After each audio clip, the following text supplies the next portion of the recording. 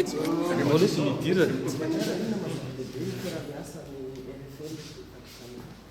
Ia ny hitantsika ny any moa zany dia nisy ny fifanaovan-tsonia fiara-miasa eo amin'ny LFL Madagasikara sy ny faritra Atsinanana. Ny antony dia ao anatin'ny fampiroboroboana ny sehitry ny fiompiana sy ny sehitry ny fambolena. Fantatsika fa ny fanjakana malagasy amin'ny alalan'ny filoham-pirenena Andry Rajoelina dia nametraka ovain-dohan-draharaha sy tanjona mihitsy ny fahavitantena ara-tsakafo eto Madagasikara.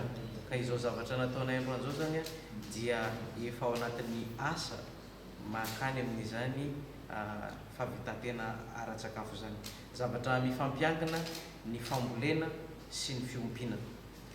Ny tantsahantsika dia ampiroboroboana hamokatra vokatra ohatra hoe katsaka dia eo anelanelany eo misy anyreto mpiara-miombonatoka amintsika reto ny LFL Madagasikara mpamokatra sakafom-biby. Dia izareo no mamokatra an'ilay sakafom-biby dia ilay sakafom-biby indray rehefa avy eo ho alain'ny mpiompitsika, na mpiompy-trondro na mpiompy akoho na mpiompy zavatra maro isan-karazany dia mila an'izay sakafom-biby zay, ka mila ampivoarina sy ampiroboroboana ny resaky ny fiompiana. Dia niara-no salahy zay ny fagnantona dia niaraka nanatanteraka an'izao mpiara-miombonatoka izao.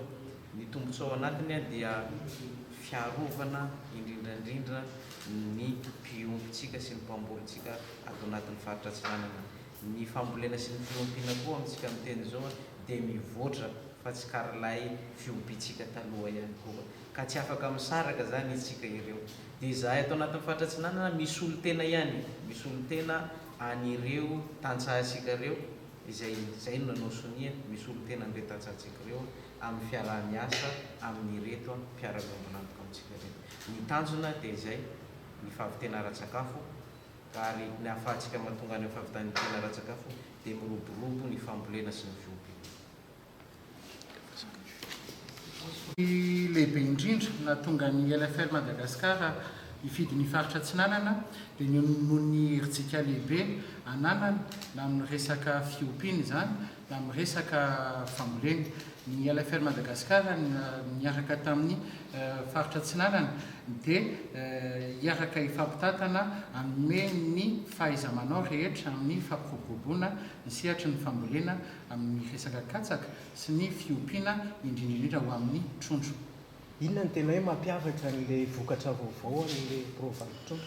Ny mampiavaka ny anisan'ny tena mampiavaka ny vokatra vaovao amin'ny trondro dia io vokatra io dia nisy ny recherche sy ny développement natao mba tena hoe mifandraika amin'ny filan'ny toetrandro eto Madagasikara le vokatra mba mpitombo haingakaingana kokoa ny fiompiana trondro moa zany mazava ho azy. Amin'izay rehefa fampiroboroboana ny volon-katsaka misy fiaraha-miasa mivantana zany amin'ireo tantsahany ambanivohitra zany.